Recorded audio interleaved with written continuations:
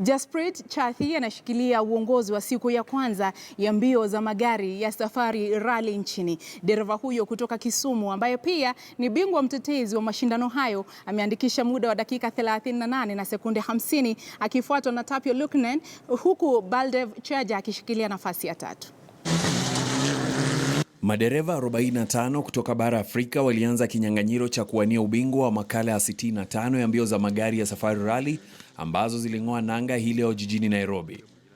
Dereva wa kutajika Ian Duncan alianza mbio hizo ambazo pia zimo kwenye mashindano ya magari ya Afrika kwa kasi, huku akichukua uongozi wa daraja la kwanza mbele ya Almas Lach na bingwa wa mbio za magari za humu nchini Tapio Lucknen.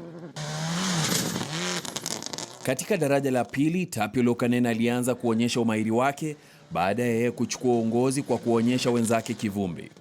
Bingwa huyo wa humu nchini alizidi kuongeza kasi katika daraja la tatu na akapata kuongoza pia katika daraja lililofuata. Licha ya ubabe wake Lucknen, bingwa mtetezi wa mbio za Safari Rally Jasprit Chathi alimzidi maarifa Lucknen katika daraja la tano na kuibuka na ushindi na pia kushikilia uongozi wa siku ya kwanza kwa dakika 38 sekunde 40.